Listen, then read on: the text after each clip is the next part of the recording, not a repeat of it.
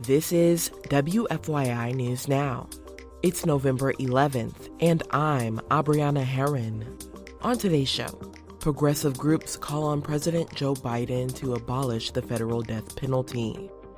Anti-abortion advocates react to Mike Braun's victory on Election Day.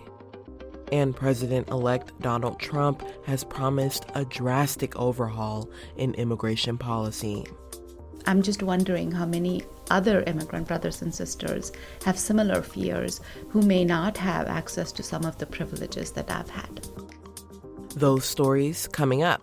But first, the Indiana House and Senate appear to be headed for the status quo after this year's election results, with Republicans maintaining supermajorities in both chambers. Indiana Public Broadcasting's Brandon Smith reports on where Statehouse races stand. The Senate headed into the 2024 election split 40-10 between Republicans and Democrats. Half the chamber was up for election this year, and none of those seats changed political hands. There will be 2 new members of the Senate. One Democrat lost re-election in the primary, and one Republican incumbent opted not to run again. The House had been split 70-30 the last 2 years, and unofficial county results have it headed for the same balance for the next 2. Democrats had been targeting a few seats, particularly in suburbs around Indianapolis, hoping to flip 4 and break the GOP supermajority, but a good night for Republicans statewide helped ensure the supermajority will remain. For Indiana Public Broadcasting, I'm Brandon Smith at the Statehouse.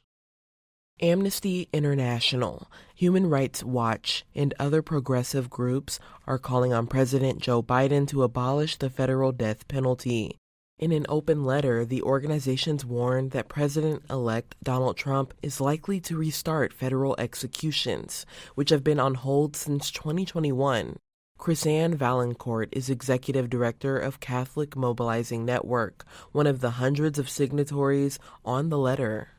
He has a couple of months before he leaves. But before he leaves, he has constitutional authority for commutations. And those could include the 40 men on death row. Biden took office after Trump's administration carried out an unprecedented execution spree in Terre Haute, where all federal executions take place. Valancourt says many American Catholics hoped the president would do more during his presidency because he is a practicing Catholic. The Catholic Church believes that the death penalty is inadmissible. No exceptions. It attacks the inviolable dignity of each person. In the letter, the groups say President Biden is running out of time but has the authority to issue a blanket commutation of the federal death sentences. In 2020, Biden campaigned on abolishing the federal death penalty, which he had helped expand during his time in the U.S. Senate. Before this year's election, Trump vowed to restart executions on day 1. Trump's administration carried out 13 federal executions in 2020 and 2021.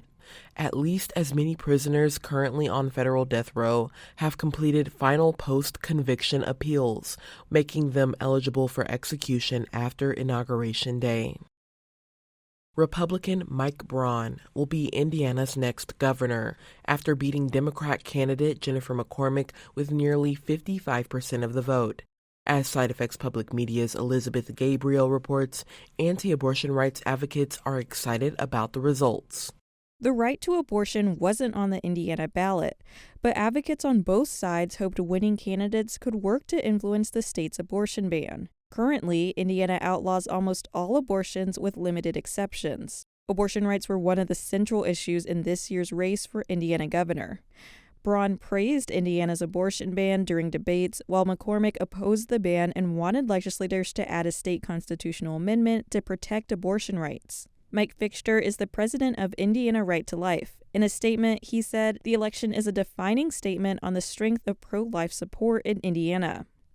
Now, some abortion rights advocates are concerned that other medical rights could be stripped away, like access to birth control. Elizabeth Gabriel, Side Effects Public Media.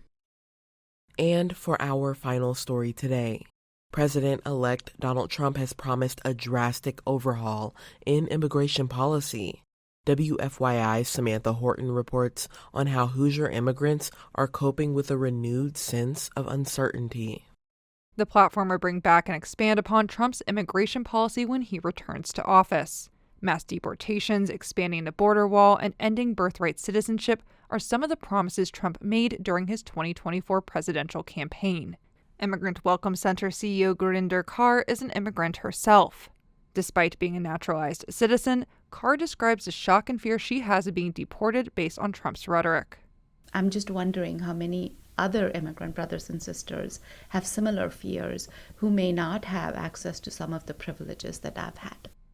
Kaur says the Immigrant Welcome Center will continue to provide assistance and guidance to immigrants during uncertain times. The immigrant population in Indiana grew by 37% between 2013 and 2023. I'm Samantha Horton.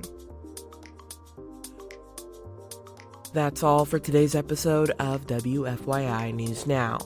Our podcast is produced by Drew Daudelin, with support from the news team at WFYI and public media journalists across the state.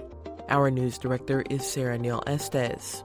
Kendall Antron produced our music, and I'm your host, Abriana Herron.